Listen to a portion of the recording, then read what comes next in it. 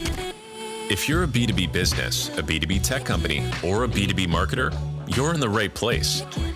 Coming to you from Studio 26, this is the Interesting B2B Marketers Podcast, bringing you interesting contemporary takes, industry tips, guest interviews, and true stories from B2B marketers in the trenches. Now, here's your host, Steve Goldhaber. Hey everybody, welcome back to the show. I'm here with Chris Willis. He is the CMO at Acrolinx. Chris, thanks for joining us today. Thanks for having me. Excited to be here. All right. First, before we even jump in, I want you to tell us the story of who's watching behind you, because I think that's going to intrigue some of our listeners and viewers. So that's Larry. Short version of a long story. We were on our way to a conference in New Orleans. And I said to one of my team members, if we find a shrunken head, I'm definitely buying it. And then I moved on. I didn't think about it again. This was a thing I said. I say a lot of things. And off we went. We're in a store. It was a vampire store, I think. And I just heard, oh no, get your wallet. And there was Larry standing on a shelf. So he didn't come with the cloche. I actually bought that and put him in it. But he's been with me now for the better part of 4 years, and he's clearly good luck. He moved home when we went home for the pandemic. He moved back to the office when we came back, as much as we're here. He's just a good luck charm. And I run my podcast from this exact space. He's in every episode, just quietly watching and participating as he does. Yeah. And how did Larry get his name? Is it actually like 23andMe? We found Larry, or is this just a made up name? No, he's just Larry. I have a problem with naming everything just people names. My wife's not fond of it. The pets are just people. I looked at him and I thought, Larry, and he seems to like it. He has not complained, not even once. Yeah, no words today. His mouth is sewn shut, but if it were not, I feel like he would tell me that it's fine.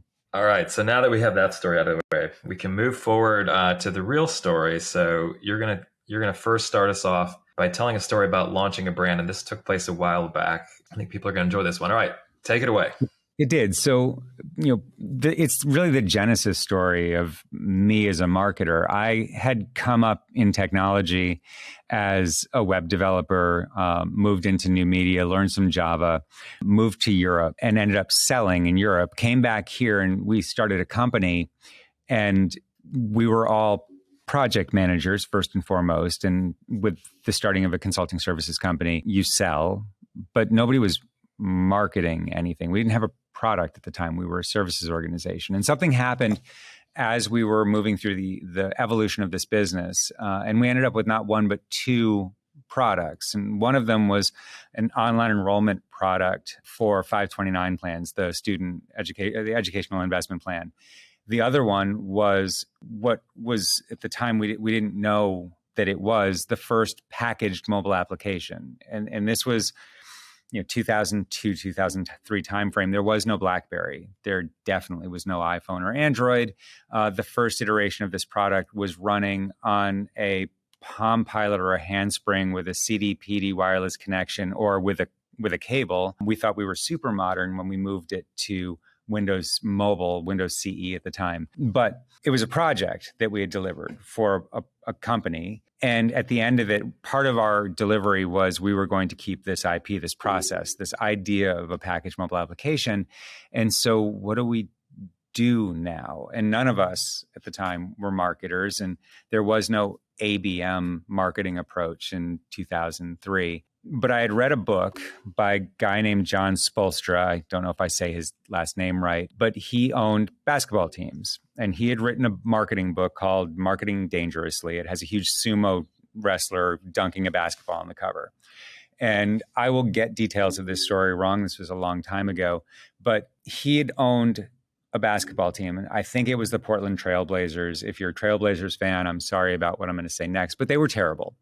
And he had recognized a gap coming in the sale of season tickets. Season ticket holders were not renewing. And so interesting marketing mechanics to try and market the other teams that were coming to town. So you're not buying tickets to see your team. You're buying tickets to see Michael Jordan because he'll be in town on this date, whatever.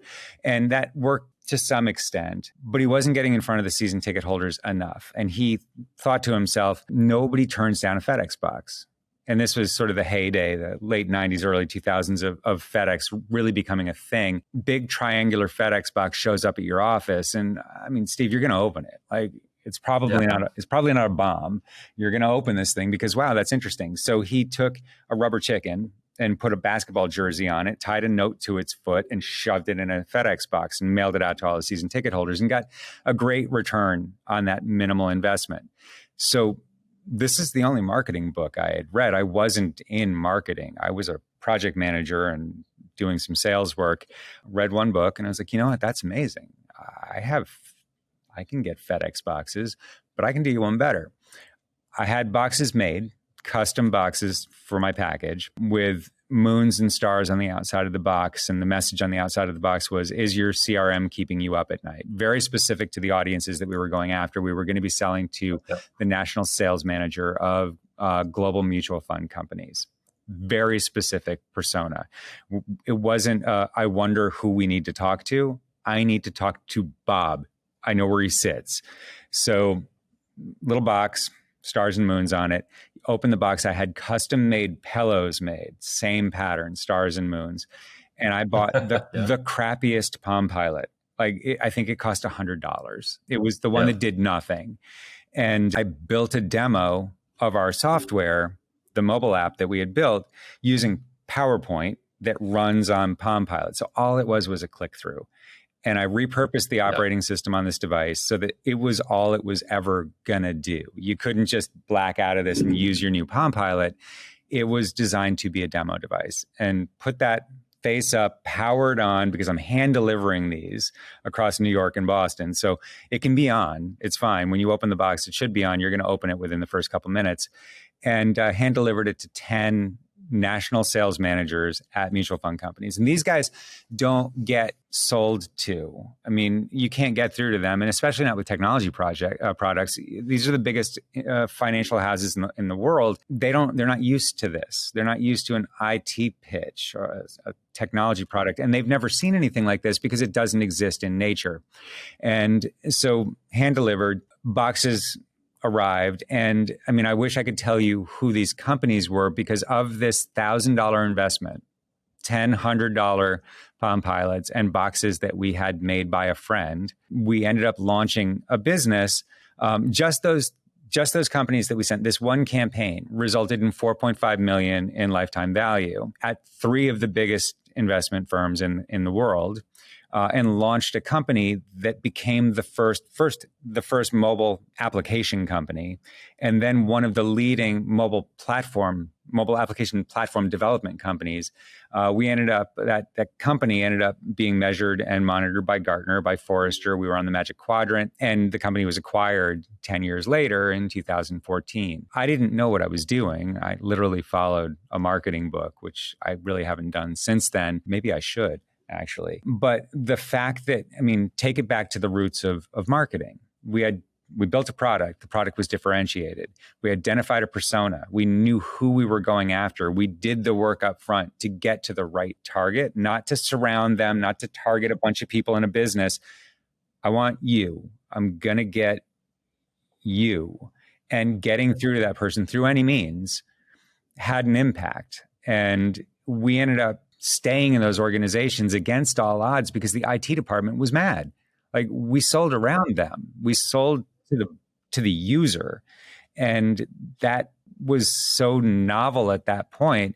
And it really has been, I mean, we've replicated that campaign time and time again over the years of just that careful identification of the ICP and the persona that we're going after, the messaging that resonates with that persona, and a business case that actually impacts people's KPIs. I mean, using the product that we had delivered, you're able to do more business. You impact the top line growth of a mutual fund company. Like, there's nothing else like it from a positioning standpoint. So taking that mechanism and overlaying that over, everything that we've done since then, we continue to find that doing that work up front, like launching a business around an ICP with a persona and a business case that makes a difference.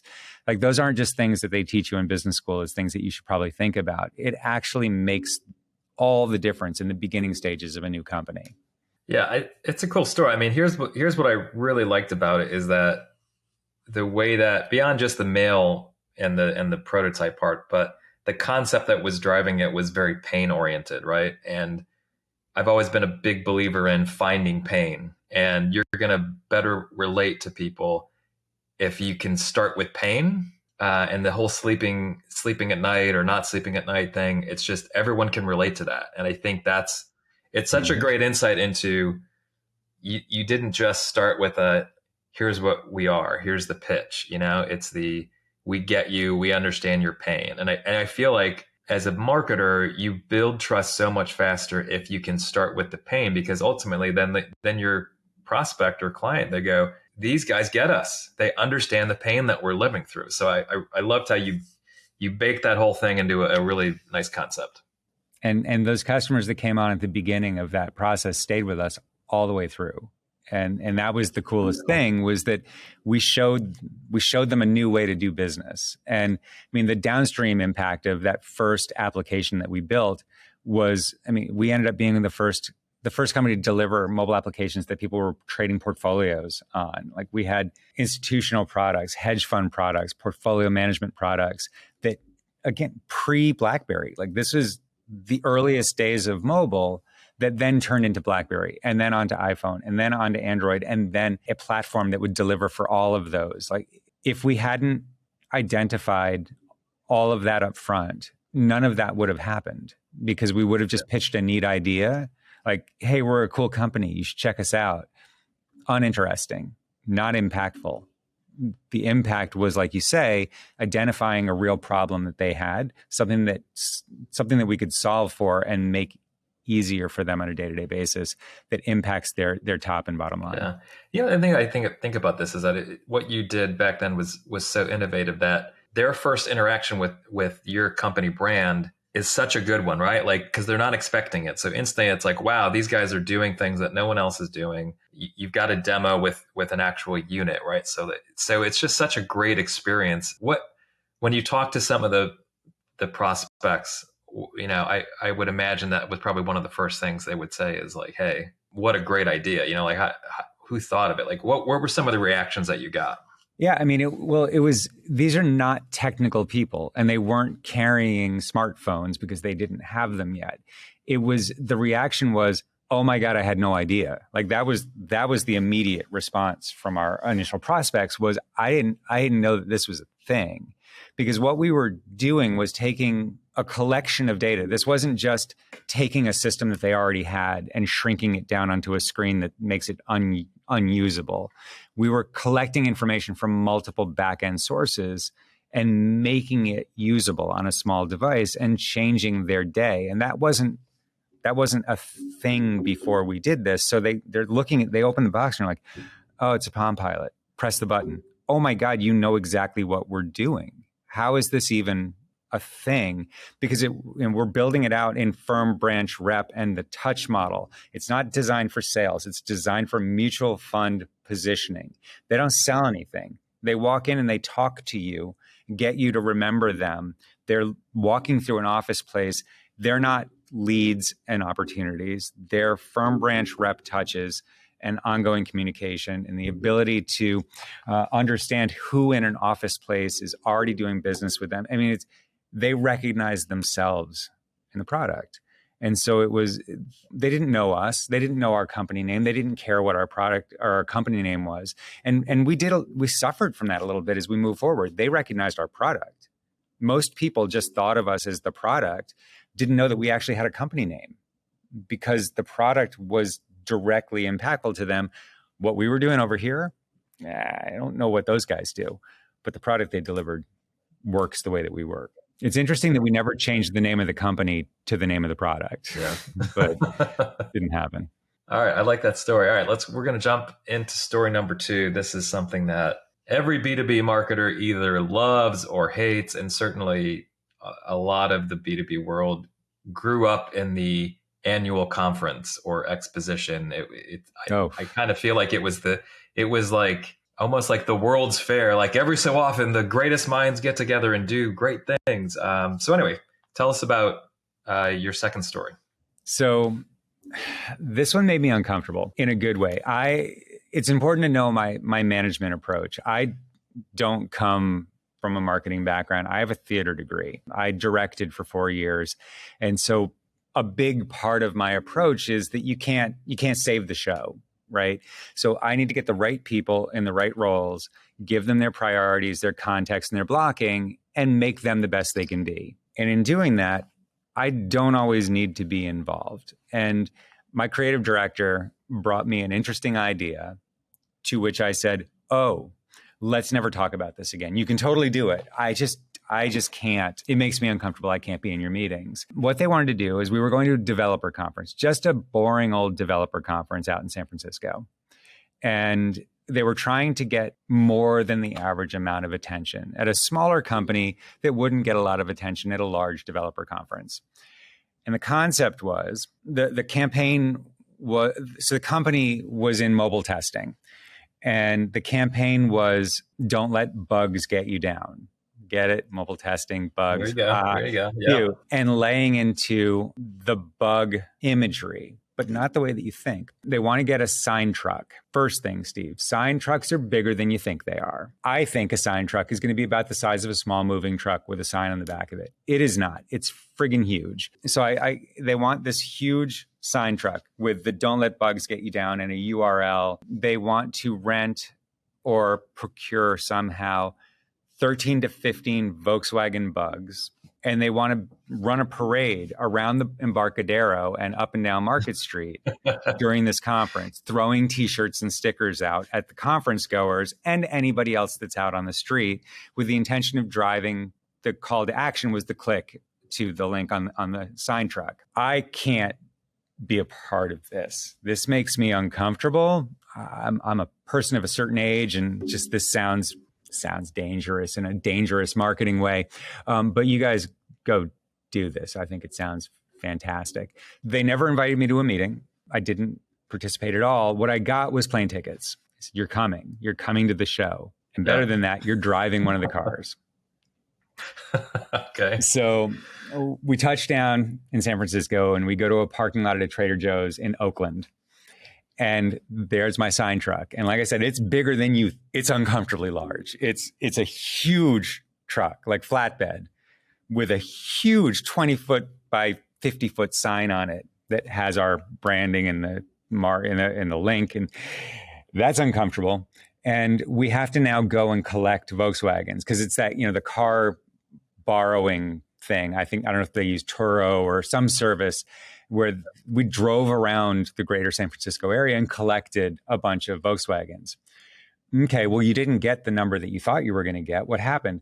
You don't know what's happening yet. And as they're telling me I don't know what's happening yet, a parade of another 13 antique Volkswagen Bugs driven by a car club out there come with, it's like a clown car. Every single one of them has like 4 or 5 people in it, because it's families that are doing this like out for the day. Yeah. So mom and dad and the kids are in these Volkswagens. So we've got now somewhere just shy of 20 Volkswagen Bugs and this sign truck.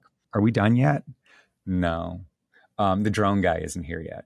The drone guy. All right. I'm sorry. The who?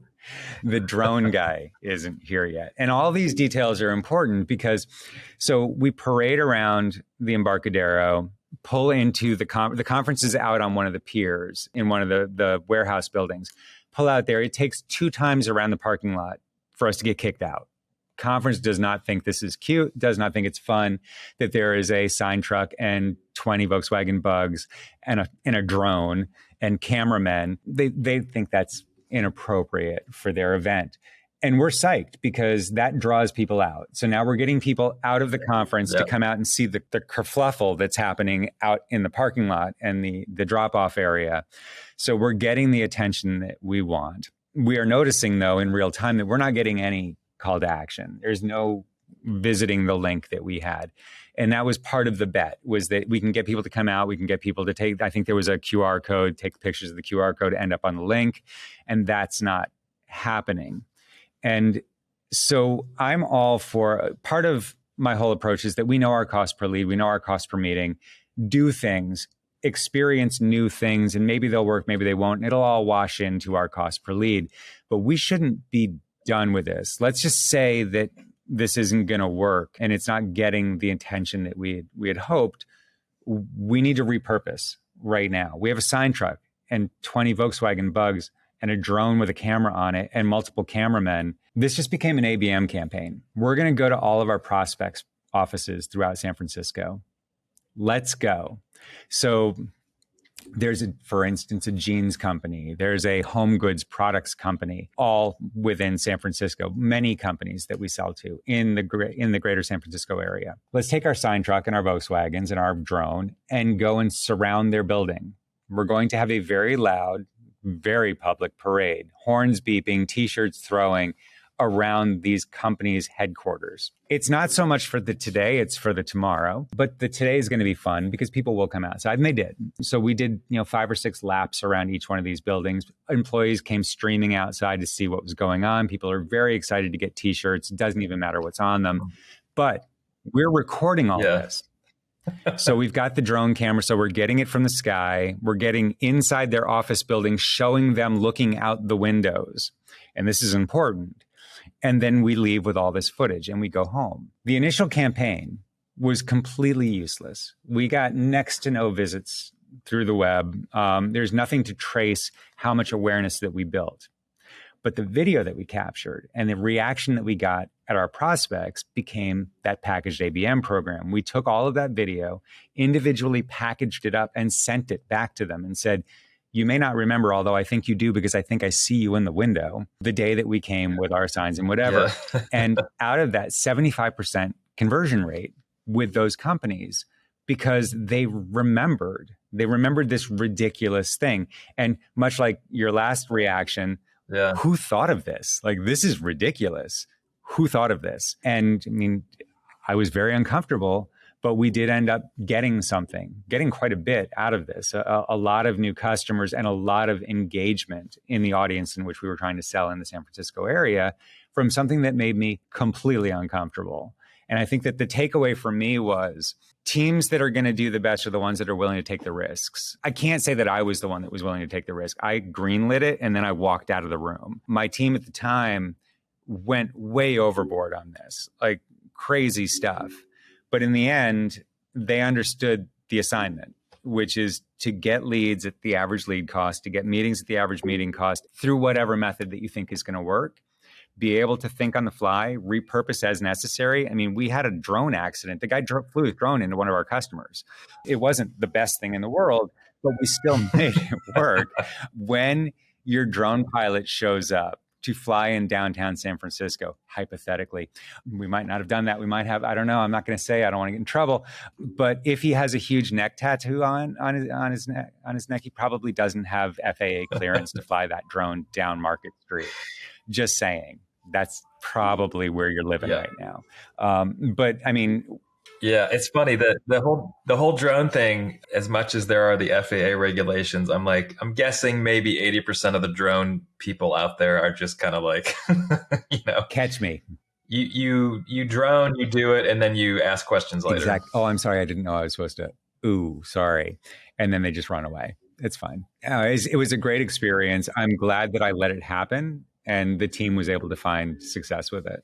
Well, it's interesting. Both these stories, there's an element of delayed gratification, both in the mailing and waiting, and this one where you did the follow-up campaign. So I think it's a good reminder that you can't always ask for something in the present. Like good things are seeds that are planted, and then you connect the dots back. And I do think so much of getting traction with prospects is just being unique and memorable. And then, like to your point with the whole campaign, like, oh, we were the people who did this. Remember that? Mm-hmm. Of course I do. Like, and you almost like, even if you're not interested, you almost just want to meet the person to talk about what was going on there, right? So the delayed gratification. Yeah, great. No, absolutely. And I think you overlay that over much more mundane things like advertising. It's very hard for B2B marketers to get money for advertising because it's hard to measure the direct impact of advertising. But it's actually not if you are able to put in the time and wait and measure in the right way, you should see advertising as lubricant to your funnel.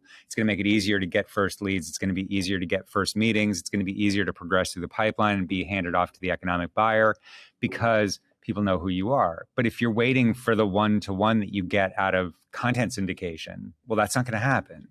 You got to have faith. You got to put it out there and believe that it's going to do something, and then be able to find the measurements that are going to bring it back. And that's how all of these are. Like, I don't know what's going to happen, but we're going to do it. And then we're going to pick up the pieces when it comes in.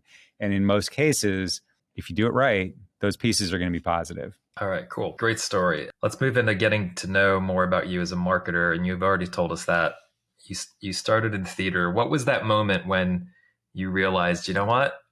I'm digging marketing. I can do this long term.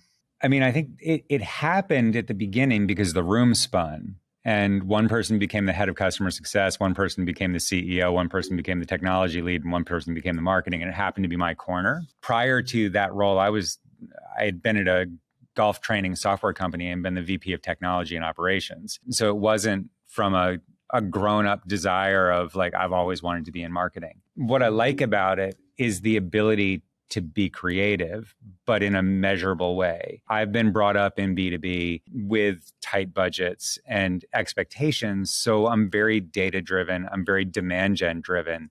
I'm expecting a result.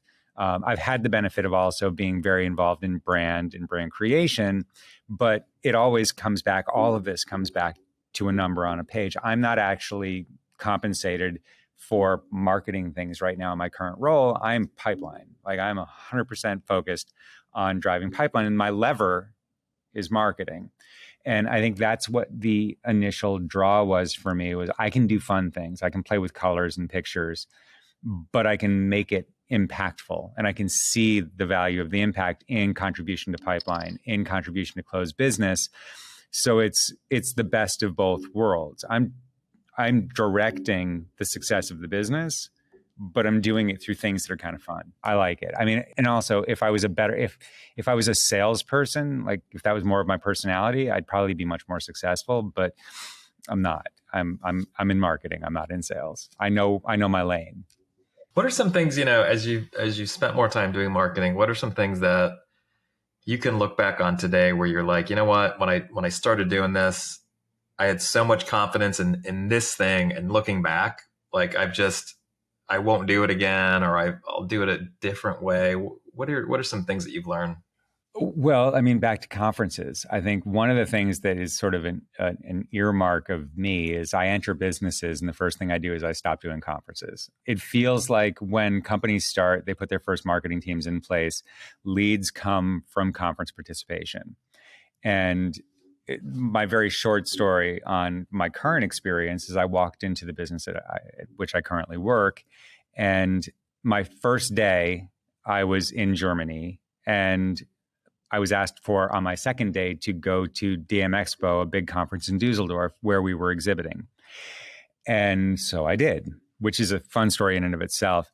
Being asked to go from Berlin to Dusseldorf for an afternoon is like being asked to go from Boston to an hour outside of Chicago for an afternoon. But I'm not from Germany. I just figured it was all close. Live and learn. Train to plane to train to walking and back again. But I get to the conference. We're in the back of hall 9. I don't know how many halls there were, but 9 is a lot, with a view of the back wall and no signage.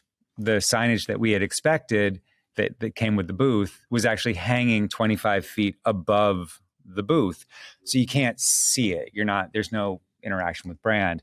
And so my first reaction to what we were doing was not great. The other thing that I thought was interesting at the time was that there's no marketing people here from my company. The booth was entirely staffed by the executive team because we were all there, and salespeople, which is strange because there's nobody responsible for the KPIs associated with this conference.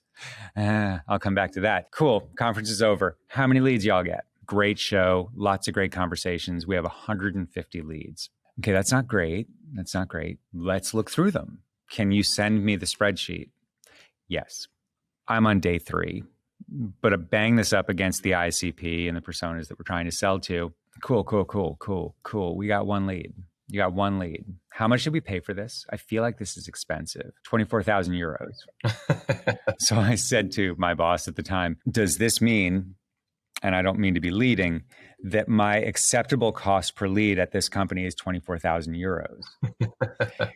He said, I feel like the answer is no. It's like, you're right, it's no.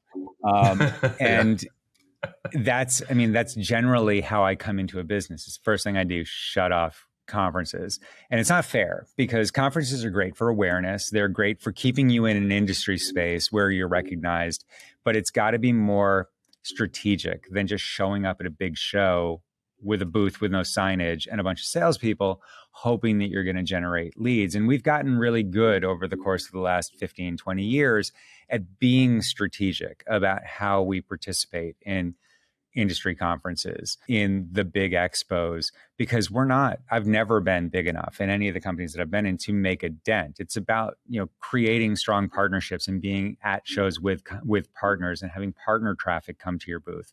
It's about leveraging things outside of the conference. So maybe I don't do a booth at all. Maybe I just do a dinner event and invite people, leveraging my BDR organization to maximize the idea of the conference. But there's lots of things that we do peripheral to it that make much more of an impact than standing in a booth for 8 hours a day, like Pirates Row, waiting for people to walk by so we can grab. Nobody wants to do that.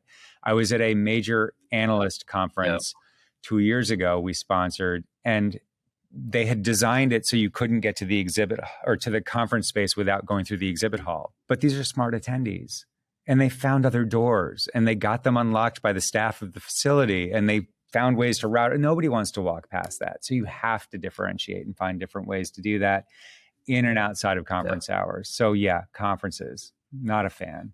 Yeah, I think there's horrible marketing at conferences, but there's also some funny and great marketing. So here's an example. Years ago, as a side hustle, I was a photographer, and I probably did this for maybe 7 years or so. And I would go maybe 3 or 4 times. I went to Vegas for like the annual photography convention out there.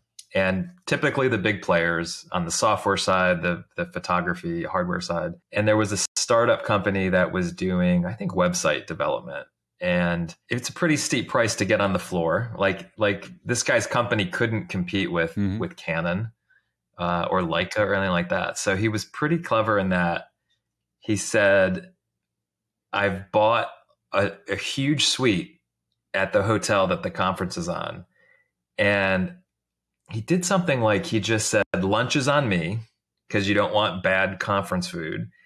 And I have purchased like all the fun, like In-N-Out burgers, or he just said like, it's all on me. Here's my suite number. And like, there's also whatever other things he was giving away. But I was like, that was amazing. Like he totally outmaneuvered having to pay the fee to get, into the conference. Yeah. And people just got his suite number and went up there. And I thought, what a great idea. I'm sure that that's kind of like a one and done thing. Cause once you figure it out, the show tends to like come down on you hard. But I've seen some clever marketing. Work right around you ever doing that again. Yeah. I miss suite parties at conferences. Yeah. Those are the good old days. He could be, maybe that's how Larry came to be on your studios. He got excommunicated from the photography world. Could be.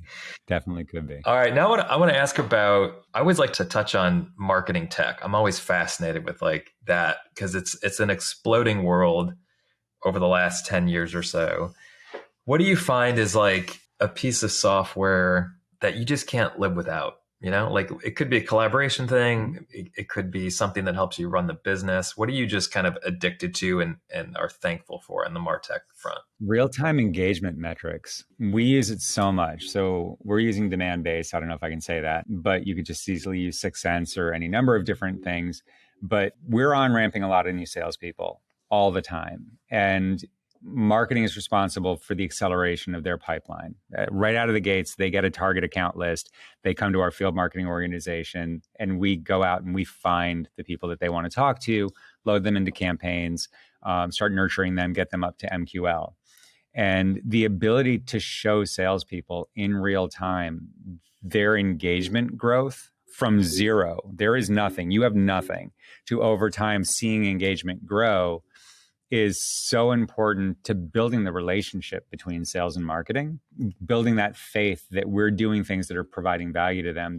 I think that's the number one thing right now, just from a love this product standpoint. There's a lot more that we use and we experiment a lot, but that's my favorite right now. I also, just to be fair, love Power BI.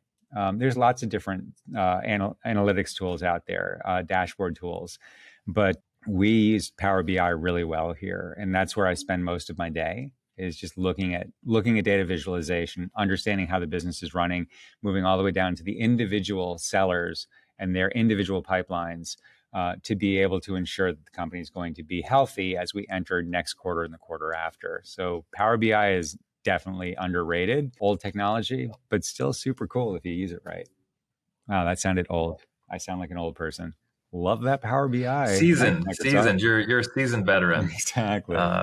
Don't tell me about your Tableau, you kids. I'm out here on Power BI. That's right. Wow. What's something that the people who know you as a marketer really well, they would say, here's one of his pet peeves. Don't do this. He'll roll his eyes. He'll shake his head. What gets you irritated as a marketer? I need people that can solve problems. And I think there's an answer to everything. Not everybody needs to know it, but you need to at least try. What kills me is the not being willing to try and solve a problem. And it sounds obvious. Like, that sounds like I'm just taking a layup answer, but it's not. There are a lot of people in this world that need to ask every question, that need to have things done for them. And I feel like the most successful people, and the reason that I'm here right now, is because I was willing to solve a problem. I mean, I can tell you that problem. It's super simple. I worked for somebody that wanted to have something shipped to Korea overnight. Back in 1996, when you couldn't ship things to Korea overnight. The answer was not, I called FedEx, I called UPS, I called DHL. The answer is no. That wasn't the answer. The answer was, get the box to Korea overnight. Figure it out. And there are so many people that I've worked with over the years that can't get the box to Korea. They just are unable to make the leap beyond, I did the things you expected me to do, and it's not possible. The answer, in the case of the box, the answer has to be, you just buy a ticket, right? Tell me that's the 100% answer. The answer. I was 23. I didn't even have a passport, so it couldn't be for me. But you know who it could be for? The box. Yeah. I bought the box of ticket on Swiss Air. I handed it to a flight attendant who put it in her pocket, flew it to Geneva, handed it to somebody else, and it got to Korea overnight. Here's the fun thing. Nobody ever picked it up. It's probably still sitting in Korea. My boss is like, I changed my mind. I don't need it. But that's the thing that gets me the most is try to figure it out. Maybe you won't, but trying to figure it out is so important. And it's not a senior versus junior thing. There are many successful senior people that don't try and figure it out. But it's so important to the way that I run my department that people are going to make that next move to try and figure out the problem. Yeah, it's great. I mean, I'm passionate about problem solving. I wrote a book a couple years ago called "What's Your Problem?" And the whole premise was if I'm trying to help you with your marketing or business problem, if you don't know what it is, I can't help you at all. And it was a question that I used in some of my corporate marketing roles where, I was the head of digital. Everyone wanted digital things, and as soon as I said, let's take a step back. What am I trying to solve for you? What's your problem? And when I would ask that question, half of the marketing requests went away because people were just like, I don't know what I'm doing here. Like, they were just told, we need to do more. We need to do more digital. You should talk to Steve. He's in charge of digital. And I got to tell you, like, the churn that those types of requests have on an organization and on a digital team, they just are horrible. They will suck the life and the energy out of your team. And that ability to define that problem and then solve it is so critical. And I think too, one thing I've learned about myself and other people is there has to be some sense of curiosity that you have as a marketer where I'm curious to solve the problem. Like, I'm excited that I haven't solved the problem yet. That to me lies the fun, is the tension of there's got to be a way, but I don't know. And, that's the journey to me as a marketer, is you figure out how to get there. I feel like not figuring things out must be really boring. But there are a lot of people that don't mind that level of boring. I mean, the fun comes from figuring it out. Yeah, I don't get that too. I'm agreeing with what you're saying, but the people who just aren't motivated to figure it out, that to me is the excitement. That is where, like, the best way to motivate me is someone to say, here's a problem, no one's figured it out. And I love that. Like, yeah. I that's like a badge of honor for me, is to be like, ooh, do I get to figure it out? Like, I want this. Makes sense to me. All right. Awesome. Well, Chris, I've really enjoyed speaking with you today. If anyone who's listening or watching wants to reach out to you, what's the best way? So the easiest way is LinkedIn. I'm CP Willis on LinkedIn. And within the next month, you could also find me on my new podcast, Wordbirds, which is launching, like I said, in September. All right. Well, thanks again for joining us, Chris. And thanks everyone for joining us today. Take care. Thanks for tuning in to the Interesting B2B Marketers podcast. Be sure to subscribe wherever you heard this podcast so you never miss an episode. If you found value in today's episode, please help grow the podcast by sharing with others and leaving a review. We'll see you next time.